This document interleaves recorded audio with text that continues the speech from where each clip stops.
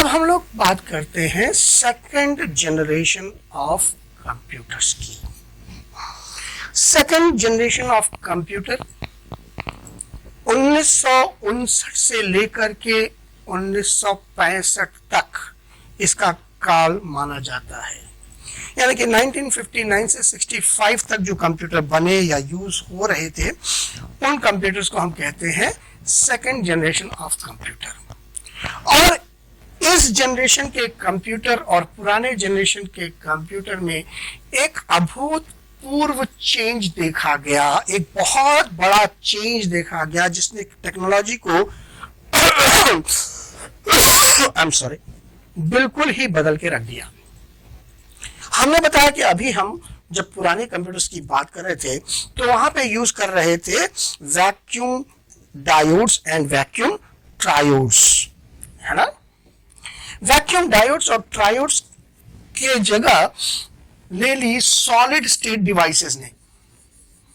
Solid state devices ने, यहां इसका मतलब यह हुआ जो पहले हमारे पास वैक्यूम डायोड वॉल बनते थे और ट्रायोड वॉल बनते थे, उसकी जगह पर हमारे पास जर्मेनियम या सिलिकॉन से बने, अगर आपने फिजिक्स पढ़ा हो तो उसमें आपने पढ़ा होगा कि ये सेमीकंडक्टर्स हैं। क्या है? सेमीकंडक्टर्स हैं। सेमीकंडक्टर्स के बने हुए डायोड या ट्रांजिस्टर्स, इसको ट्रायोड को हम लोग बोलते थे ट्रांजिस्टर्स, इसको हम लोग सेमीकंडक्टर डायोड या solid state diode, similarly transistor हम लोग कहते थे सेमीकंडक्टर ट्रांजिस्टर्स। ठीक है ना। तो सेमीकंडक्टर डायोड और सेमीकंडक्टर ट्रांजिस्टर्स ने इसकी जगह ले ली, डायोड वाल्व की जगह इसने ले ली, ट्रायोड वाल्व की जगह ट्रांजिस्टर ने ले ली। ये जो सॉलिड स्टेट डिवाइसेस थे यानी कि सेमीकंडक्टर डिवाइसेस थे, इसमें जो टेक्नोलॉजी पूरी तरह से चेंज हो गई। पहले जो था वाल्व में करंट को पास करना पड़ता था, जब वो थ्रेशोल्ड तक पहुंचता था तब जाकर के इलेक्ट्रॉन का उत्सर्जन होता था। इसमें काफी समय का गैप होता था और वहां पे कंडक्शन सिर्फ और सिर्फ इलेक्ट्रॉन्स की वजह से होती थी, जो इलेक्ट्रॉन्स रिलीज होते थे उसकी वजह से होती थी। बट हमारा ये जो सेमीकंडक्टर आया, इसमें इलेक्ट्रिसिटी का conduction was both because of flow of electrons as well as holes. अब मैं इलेक्ट्रॉन्स और होल्स पढ़ाने नहीं बैठूंगा क्योंकि it will be all together a new subject. तो और सबसे खास बात यह थी कि इसमें इतने ज्यादा वोल्टेज की जरूरत भी नहीं पड़ती थी। Consumption of power was very less as compared to the vacuum diode and vacuum triodes. और दूसरी खास बात, हमारा एक डायोड का आकार कुछ इतना बड़ा होता था। अब जो हमारे पास डायोड, सेमीकंडक्टर डायोड था, उसका आकार ये था, ये और ये में 100 टाइम्स से ज्यादा का फर्क था आकार में। तो आप समझ सकते हैं कि इससे जो सबसे बड़ा फर्क आया होगा वो आया होगा साइज ऑफ कंप्यूटर में, है कि नहीं। तो हमारे कंप्यूटर की साइज अचानक से जो बहुत बड़े बड़े हॉल्स के बराबर हुआ करते थे कंप्यूटर, वो अब एक अलमारी के आकार का कंप्यूटर बनने लगा। तो सबसे बड़ा जो फर्क आया वो था साइज का, और दूसरा जो पावर कंजम्पशन का, जो कंजम्पशन ऑफ पावर पहले से बहुत ज्यादा कम हो गया था। That was a major change in this generation of computer.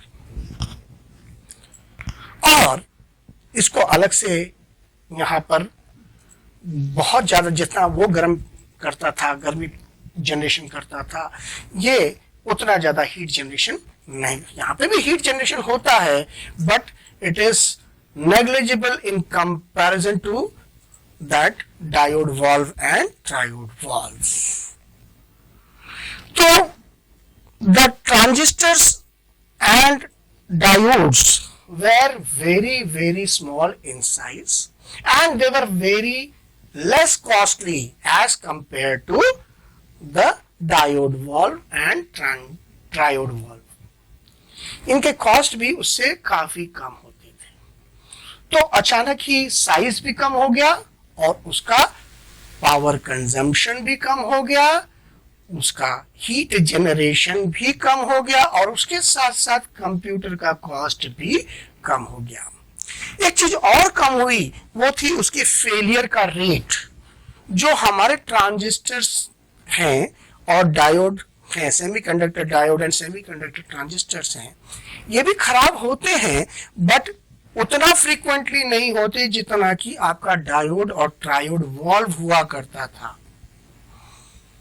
तो आपके जो फेलियर का रेट भी था कंप्यूटर का, अब काफी कम हो गया है ना. तो इसकी रिलायबिलिटी पहले से ज्यादा बढ़ गई. ये उससे ज्यादा फास्ट, स्टार्टिंग में भी उससे फास्ट और जो वर्किंग भी उससे ज्यादा फास्ट होता था. तो ये हमारे कुछ विशेषताएं थी जो कि हमारे सेकेंड जनरेशन ऑफ कंप्यूटर में आई. एक चीज और बड़ी डिफरेंस आई, वो था स्टोरेज टेक्नोलॉजी में. फर्स्ट जनरेशन ऑफ कंप्यूटर में हमारे पास स्टोरेज के लिए हम लोग डिपेंड करते थे आपके पंच कार्ड, पेपर टेप और कुछ हद तक मैग्नेटिक टेप पर. मैग्नेटिक टेप तो लास्ट में आया था, शुरुआत में तो हम लोग केवल पंच कार्ड और पेपर टेप पे ही निर्भर करते थे. यहां पर सेकेंड जनरेशन ऑफ कंप्यूटर में हमारे पास मैग्नेटिक टेप और मैग्नेटिक डिस्क ये भी इस समय तक आ गया, जिसको हम लोग डेटा स्टोरेज के लिए यूज करने लगे. और ये जो मैग्नेटिक टेप था, ये पेपर टेप से और पंच कार्ड से ज्यादा रिलायबल होता था, नंबर 1. उससे थोड़ा फास्ट भी होता था, यानी डेटा इनपुट करना और डेटा को स्टोर करना, that was fast as compare to the punch card and paper tapes. But ये जो नया आया मैग्नेटिक डिस्क है, इसमें भी मैग्नेटिक स्टोरेज टेक्नोलॉजी ही, बट ये मैग्नेटिक टेप से बहुत ज्यादा इंप्रूवमेंट हुआ इसमें टाइम को लेकर के, speed of data accessing and speed of data storage को लेकर के. क्योंकि magnetic tape was sequential storage device. अब सीक्वेंशियल स्टोरेज डिवाइस का मतलब एक के पीछे एक डेटा स्टोर किया जाएगा. मान लेते हैं हम स्टूडेंट्स का रिकॉर्ड स्टोर कर रहे हैं, रोल नंबर 1 का स्टोर करें, फिर 2 का किए, फिर 3 का किए, फिर 4 का किए, फिर एक सीक्वेंस में स्टोर करते हैं, तो इसको बोलते हैं सीक्वेंशियल. यानी कि अगर हमें रोल नंबर 90th का रिकॉर्ड पढ़ना है तो हमें उसी ऑर्डर में पढ़ना पड़ेगा. शुरू के 89 स्टूडेंट के रिकॉर्ड पढ़ने पड़ेंगे, उसके बाद जाकर रोल नंबर 90 का रिकॉर्ड आप पढ़ पाओगे. तो इसमें क्या होता था कि हमारा डेटा को एक्सेस करने का, हमें सबकी नहीं चाहिए, केवल रोल नंबर 90 का रिकॉर्ड चाहिए, तो क्या होता था, काफी समय लग जाता था केवल एक डेटा को एक्सेस करने में. बट जब मैग्नेटिक डिस्क आया तो वो हो गया random storage and access device. Random का मतलब होता है आप डायरेक्टली, अगर 90 वाले स्टूडेंट का रोल नंबर का रिकॉर्ड स्टोर करना है तो डायरेक्टली 90 वाले रोल नंबर का रिकॉर्ड पढ़ सकते हैं. स्टोर करना है तो कहीं भी स्टोर कर सकते हैं.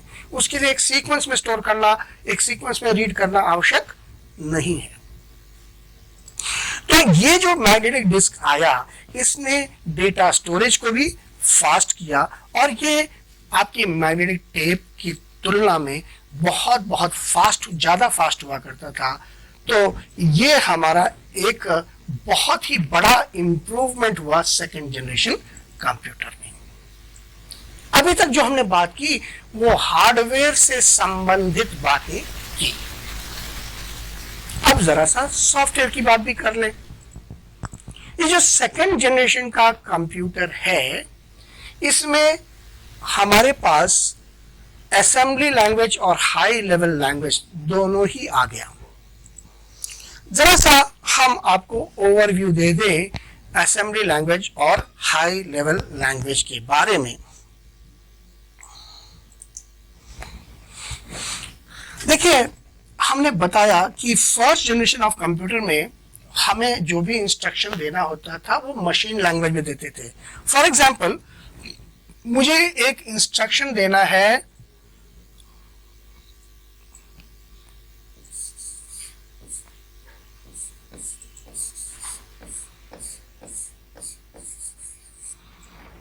A is equals to A plus B।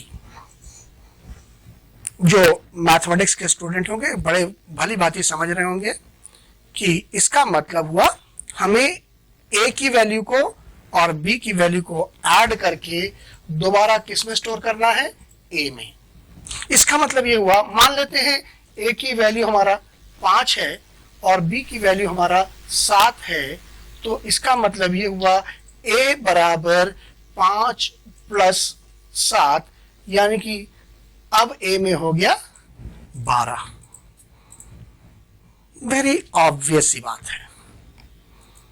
अब ये चीज अगर हमें मशीन लैंग्वेज में लिखनी हो, और मान लेते हैं एग्जैक्टली मुझे भी नहीं याद है कि एडिशन का कोड क्या है, तो मान लेते हैं कि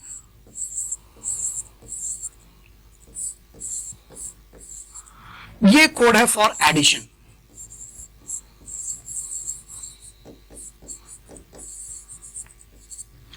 ठीक है, तो मुझे अगर यही करना हो तो हमें क्या करना पड़ेगा, इंस्ट्रक्शन देना पड़ेगा 1 0 0 0 1 0 1 0।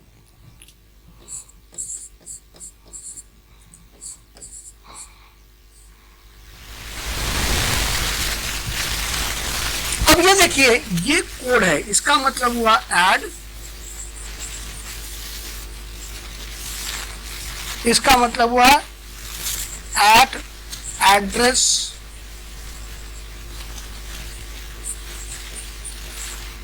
इस मेमोरी एड्रेस पे जो डेटा है, मान लेते हैं ये एक एड्रेस है, हमें एक एड्रेस भी जानना पड़ेगा मेमोरी में किस जगह पर है, और ये मान ले बी का एड्रेस है, एट एड्रेस 10111, यानी कि इस मेमोरी में इस एड्रेस पे जो डेटा है और इस एड्रेस पे जो डेटा है उसको ऐड करके इस एड्रेस पे स्टोर कर। अब आप बताओ कि ये आपको समझना ज्यादा आसान है या ये समझना ज्यादा आसान है? ऑब्वियस सी बात है, आपको ये हम लिखेंगे तो कई लोगों को ये समझ में भी नहीं आएगा क्या लिखा हुआ है। तो आप समझ सकते हैं मशीन लैंग्वेज में हर कोड को याद रखना और उसे यूज करना फॉर अ प्रोग्रामर, कंप्यूटर के लिए नहीं, कंप्यूटर को तो पता है, हमारे लिए एज अ प्रोग्रामर अगर मुझे प्रोग्रामिंग करनी है, अगर कंप्यूटर से कोई काम करवाना है, तो ये हमारे लिए याद रख पाना और उसे यूज करना दोनों ही बहुत कठिन काम हुआ करता था। इसको हम लोग कहते हैं फर्स्ट जनरेशन लैंग्वेज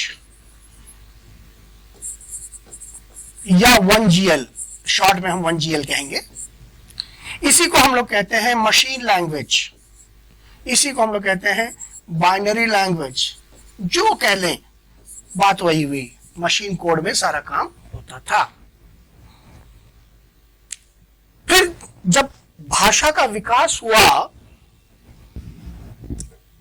तो सेकेंड जनरेशन लैंग्वेज आया जिसे हम लोग कहते हैं असेंबली लैंग्वेज। क्या कहते हैं? Assembly language. असेंबली लैंग्वेज में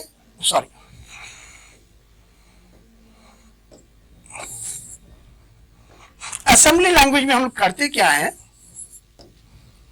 जो कोड्स होते थे उसकी जगह पे हम अंग्रेजी जैसे शब्दों के शॉर्ट फॉर्म्स यूज करने लगे। जैसे एडिशन के लिए हमने यूज किया ऐड, सब्ट्रैक्शन के लिए सब, लोड करने के लिए LD, मूव करने के लिए MOV, जंप करने के लिए JMP, रुकने के लिए HLT। तो ये देखिए आपके शब्दों के शॉर्ट फॉर्म्स यूज किए जाने लगे। अब ये इससे तो आसानी है ना, ठीक है ना। तो इन जो शॉर्ट फॉर्म्स को हम लोग कहते हैं निमोनिक्स। क्या बोलते हैं? निमोनिक्स। यानी कि असेंबली लैंग्वेज में हम कोड्स की जगह निमोनिक्स यूज करते थे, यानी कि अंग्रेजी के शब्दों का शॉर्ट फॉर्म्स। बट ध्यान रखिए, हर एक कंप्यूटर की जो प्रोसेसर होते हैं, हर प्रोसेसर का अपना एक सेट ऑफ कोड्स होता था। ऐसा नहीं कि एक कंप्यूटर की कंपनी ने एक प्रोसेसर बनाया, उसका कोड दूसरे कंप्यूटर पे चलेगा, दूसरे कंपनी के बनाए गए प्रोसेसर पे चलेगा, नहीं। हर एक प्रोसेसर का अपना एक सेट ऑफ इंस्ट्रक्शन कोड होता था। तो जब आप प्रोग्रामिंग करते थे तो आपको पता करना पड़ता था कि इसमें कौन सा प्रोसेसर लगा है, उसका सेट ऑफ कोड्स क्या है, इंस्ट्रक्शन कोड्स क्या है। उन्हीं इंस्ट्रक्शन को यूज करके हम कंप्यूटर को प्रोग्राम कर सकते थे। बट फिर भी देखा जाए तो इस मशीन लैंग्वेज से इसको सीखना, समझना और यूज करना तीनों ही ज्यादा आसान हुआ करता था। Getting my point? I hope आपको समझ में आ रहा होगा। फिर भाषा का और विकास किया गया तो हमारे पास आ गया high level language. High level language, हम लोग इसको लो लेवल मशीन लैंग्वेज को कहते हैं लो लेवल लैंग्वेज या मशीन लैंग्वेज या first generation language. Assembly language को कहते हैं 2GL सेकेंड जनरेशन लैंग्वेज या हाई बोलते हैं मिडिल लेवल लैंग्वेज। क्या बोलते हैं? मिडिल लेवल लैंग्वेज, ठीक है। सेकेंड जनरेशन लैंग्वेज कहूं या असेंबली लैंग्वेज कहूं या मिडिल लेवल लैंग्वेज कहूं, तीनों सेम है। फिर उसके बाद जब भाषा का विकास हुआ तो आया हाई लेवल लैंग्वेज। अब इसमें जो इंस्ट्रक्शन यूज करते थे वो अंग्रेजी जैसे शब्दों का इस्तेमाल करते थे। फॉर एग्जाम्पल हमने लिखा let A is equals to A plus B।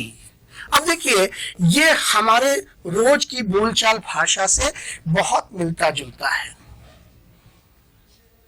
तो आप भी मेरे से एग्री करेंगे कि ये जो लैंग्वेज है इसको समझना, इसको सीखना, इसको यूज करना इस असेंबली लैंग्वेज से ज्यादा आसान है, और इससे तो कहीं ज्यादा आसान है। एग्री करते होंगे आप भी। और एक और खास बात थी हाई लेवल लैंग्वेज की कि ये लगभग हर कंप्यूटर पे सेम होते थे। इसके लिए अलग अलग कंप्यूटर की कंपनी का नाम जानना या उसके प्रोसेसर का मॉडल जानना आवश्यक नहीं था। जैसे हर प्रोसेसर का अपना इंस्ट्रक्शन सेट होता था, इसमें ऐसा कुछ नहीं है। इसमें प्रोग्रामिंग लैंग्वेज एक बना है, वो लगभग हर कंप्यूटर पे काम करेगा, चाहे वो किसी भी कंपनी का प्रोसेसर क्यों ना हो। तो एक ये बात बहुत अच्छी आ गई। अब यहां पर एक चीज और जानने वाली बात है कि हमारा जो मशीन लैंग्वेज है उसको तो कंप्यूटर समझता है, बट कंप्यूटर न तो असेंबली लैंग्वेज समझता है न ही हाई लेवल लैंग्वेज समझता है। तो हमने प्रोग्राम लिखा है अगर असेंबली लैंग्वेज में, तो कंप्यूटर उसको कैसे काम करेगा? तो उसके लिए हमारे पास एक और सॉफ्टवेयर होता था जिसे हम लोग कहते थे असेंबलर। असेंबलर का काम होता है कि इसको जो हमने प्रोग्राम दिया है असेंबली लैंग्वेज में,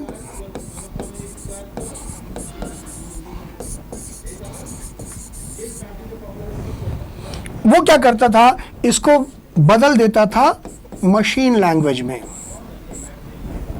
आपने प्रोग्राम लिखा असेंबली लैंग्वेज में, असेंबलर को दिया, असेंबलर ने उसको मशीन लैंग्वेज में दिया, और अब इसको आपने कंप्यूटर को दिया तो कंप्यूटर काम कर लेगा। सिमिलरली हमारे पास ऐसे ही एक और सॉफ्टवेयर होता है जिसे हम लोग कहते हैं इंटरप्रेटर और कंपाइलर, दो अलग अलग चीजें हैं। जो हाई लेवल लैंग्वेज में आपने प्रोग्राम लिखा, थर्ड जनरेशन लैंग्वेज, उसको या तो इंटरप्रेटर या कंपाइलर, दो अलग अलग चीजें हैं। कुछ लैंग्वेज ऐसे होते हैं जो इंटरप्रेटर पे काम करते हैं, आधारित होते हैं। कुछ ऐसे लैंग्वेजेस होते हैं जो आपके कंपाइलर पे आधारित होते हैं। ऐसा नहीं कि एक ही लैंग्वेज दोनों पे आधारित है, ठीक है ना। तो हर एक लैंग्वेज का अपना एक कंपाइलर या इंटरप्रेटर बना होगा। जिसने भी लैंग्वेज बनाया होगा उसने उसका इंटरप्रेटर या कंपाइलर बनाया होगा, है ना। तो जो लैंग्वेज होगा उसका एक एप्रोप्रिएट इंटरप्रेटर या कंपाइलर यूज करना पड़ेगा, और वो क्या करेगा, इसको मशीन लैंग्वेज में कन्वर्ट करेगा। I'm sorry once again।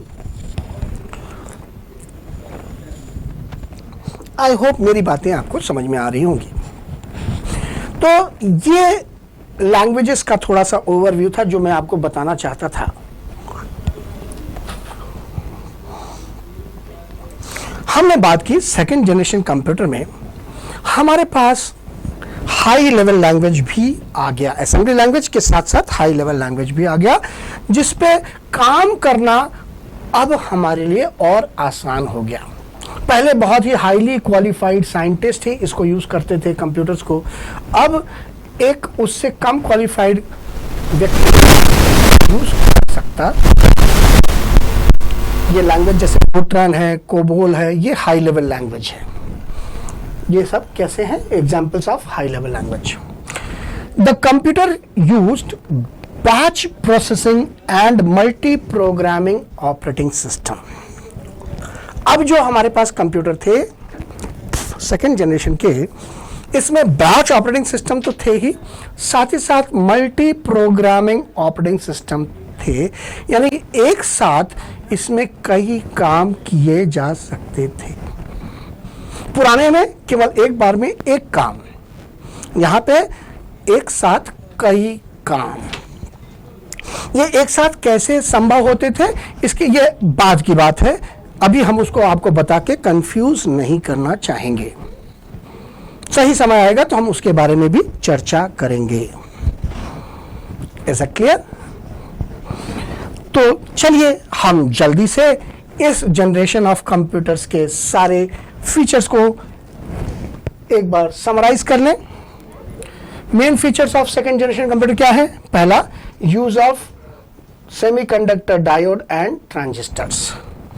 दूसरा, more reliable in comparison to first generation computer. Sorry. तीसरा, smaller size as compare to first generation computer. Smaller नहीं, बहुत smaller, very very small. Next, generated less heat as compare to first generation computer. Consumed less electricity as compare to first computer. Faster than first generation computer. Less costly as compare to first generation computer. First generation computer से बहुत कम कीमत थी, but फिर भी आज के computer से बहुत ज़्यादा थी, इसलिए हमने यहाँ पे लिखा हुआ है still very costly. Cooling AC was required. AC की जरूरत अभी भी है, क्योंकि जहाँ पे लाखों की संख्या में ट्रांजिस्टर्स और डायोड वॉल्स और रजिस्टर्स लगेंगे तो वहाँ पे गर्मी जनरेट होगी, हीट जनरेट होगी ही। Supported machine language and assembly language. और इस जनरेशन ऑफ कंप्यूटर के जो इंपॉर्टेंट एग्जांपल्स हैं वो क्या क्या हैं? IBM 1620, IBM 1794, CDC 1604, CDC 3600, UNIVAC 1108, ये सारे हमारे सेकेंड जनरेशन कंप्यूटर के इंपॉर्टेंट एग्जांपल्स हैं। Is that clear? तो इस सेशन को हम यहीं पे विराम देते हैं। नेक्स्ट सेशन में हम लोग थर्ड जनरेशन, फोर्थ जनरेशन और फिफ्थ जनरेशन की बात करते हैं। उम्मीद करता हूं कि आपको इस पर्टिकुलर सेशन में जो भी पढ़ाया फर्स्ट जनरेशन और सेकेंड जनरेशन, ये आपकी समझ में आया होगा। अगर आपको अभी भी कोई डाउट है तो आप कमेंट लिख करके इसके बारे में हमसे डिस्कस कर सकते हैं। Thank you.